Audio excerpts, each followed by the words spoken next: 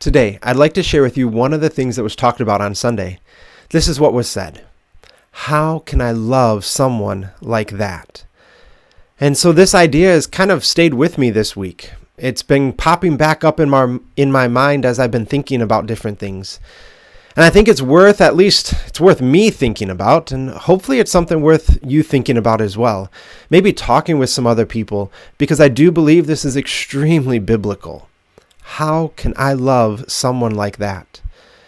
You see, this isn't just talking about someone who we don't really like or that maybe we don't get along with, but we're talking about our enemies. Loving our enemies, loving the people who actually want to do us harm, who believe that we're not good enough or that we can't accomplish what we're trying to accomplish, people that are actually against us. How can we love someone like that? You know, it's not easy. It's not easy to love someone who doesn't just not love me, but is actually trying to hurt me.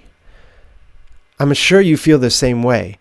You know, if you haven't already come across different people in your life that have been mean to you or don't like you, it will happen, unfortunately. And the question that you have to ask yourself is, how can I love someone like that? And honestly, within our fleshly nature, it isn't possible. It's not possible for us to love someone who is mean to us, who is taking advantage of us, who is doing things that is hurting us or the ones around us. It's just not how we're wired. Humans are not designed to love those who don't love them back. I mean, think about even the good relationships that you have. Isn't it so much easier to work with someone else when they are loving you as well? And maybe even if they are loving you first? You see, when love isn't there, it is hard for us to even want to interact. You can even take it outside of relationships and just to things that we like doing. If we don't love what we're doing, it's a lot easier for us to walk away from it. Maybe it's a job. Maybe it's a hobby, something you used to find that was enjoyable and you love doing it, and now it's just not there anymore. When that love is gone, it's a lot easier to walk away. It is really hard for us to love something that does not bring us joy, that does not bring us love back. But that is exactly what Jesus did. While we were still sinners, Christ died for you and for me. He loved us first. How could he love someone like me? Because he is love. Because he was setting an example for how I am supposed to live. Because he is setting an example for what the world is supposed to look like. How he designed the world in the beginning for us to be able to show love to each other. And now we can spend time talking about this kind of love. The love of friendship. The love of a brotherly love. The love of like a spousal love. The love of sacrifice. There's all these different ways that we can show love to other people. Sometimes it's giving them what they desire. Sometimes it's giving them what they need. And sometimes it's keeping them from doing something that is going to hurt them. And we can show love in all sorts of ways. But the question that has to come back to our minds is, how can I love someone like that? You see, the motivation of love is really what we're talking about here. I can do good things. I can put up with different people. But the question is, am I motivated to love them in such a way that will bring them to Christ, that will encourage them in their walk with God? You know, it's not good enough to just do good things. Christ wants our heart.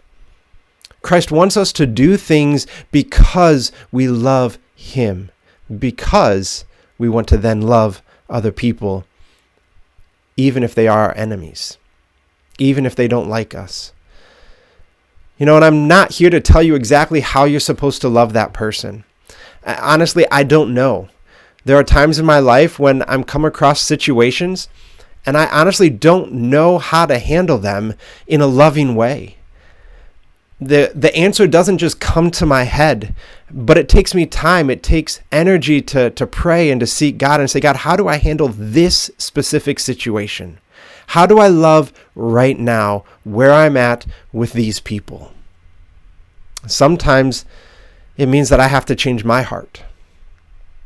Sometimes I'm being unloving, and I need to make sure that I am treating them as how God would treat them, seeing them in his image. Sometimes this means giving to them. Sometimes it means taking a stand to say, no, this is the right way to act. Because see, our motivation should be encouraging them towards heaven. Our motivation should be helping them see Christ for who he is as their king and allowing Christ to deal with them and not me.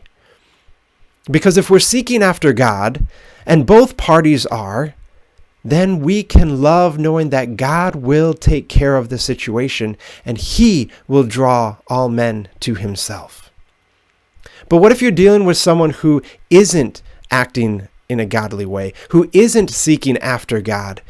Well, ultimately, you show them love by loving the way God would have, or the way God has loved you. Because God still desires their heart. God still desires to have a personal relationship with him that will last for eternity in heaven. And when we start to look at things from a heavenly perspective, it makes the bumps and the bruises of this world a whole lot easier to deal with. Now, don't get me wrong, the bumps and the bruises of this world still hurt. There are still emotional and physical scars that some of us have because of things that have happened. But when we can try to see them in the light of eternity, when we could try to see them in the way that Christ desires for us to look at the world, it becomes a little bit easier. When we start to see the world through God's eyes, we can see his love for the people around us, even those who want to hurt us.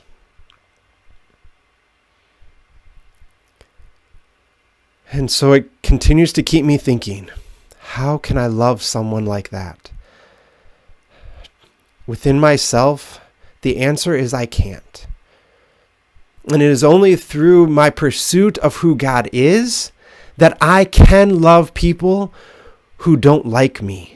It is only through pursuing Christ and his heart, spending time with him, trying to become more like him. It is only in pursuing that relationship that I have any hope in loving my enemies, that I have any hope in loving those who are hurting myself and the people around me. It is only through that kind of pursuit of God that I have any hope of looking even just a little bit like him. I can't pursue good intentions. I can't pursue doing things on my own. I can't pursue other worldly relationships hoping that they will help grow me into my relationship with God. No, I need to pursue God first and foremost. And then when the bumps and the bruises come in this world and the scars are left behind, I can trust that God is taking care of me. And he's taking care of what's going on. And I can try to see the world through his eyes. That he desires all to come to him, all to know him, all to have a personal relationship with him, so that we can be together forever with God in heaven. That needs to be my heart. That needs to be where my focus is.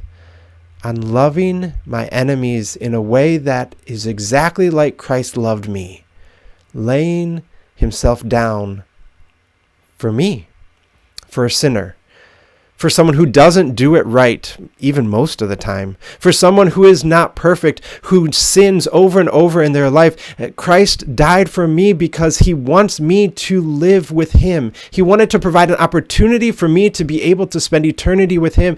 And how else should I respond but to do the same for my family, for my friends, for my church, and for people who are against me, for people who are against God.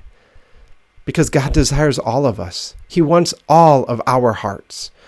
And maybe he can use me to be his hands and feet. Maybe he can use me in a way that only I can be used. Maybe I can be the one that will help someone's heart come back to Him. Maybe I can be the one that will help someone who doesn't know Him come to a saving relationship, not because of me, but because of Christ's power in me, allowing me to love like Him, the way He loved me first. So I don't know where you are in this kind of idea. I don't know what kind of enemies are around you. I don't know maybe what you are struggling with when it comes to relationships with other people. But here's what I can tell you. God loves you. And He not only desires, but expects us to love others. And if you can build your relationship with God, that is what is first and foremost important.